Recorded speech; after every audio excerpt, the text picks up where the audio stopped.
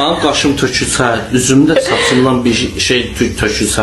Allah'ın adına and olsun, tek Allah'a and olsun. Sizin hamınızı sürücüne gönderelim.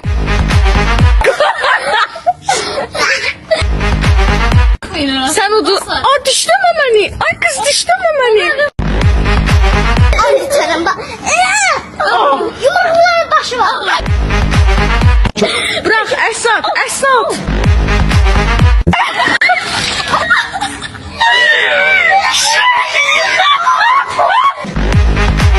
Arkadaşlar stolun altında kola gizlətmişəm. Heç kəsin xəbəri yoxdur. Süfrədə kolalar qutaranda şey eləyəcəm, çıxardacağım ortalığa, içəcəm altdan. O toyda şeylər, bəyin dostları gizlədən kimi mən də sokları gizlətmişəm.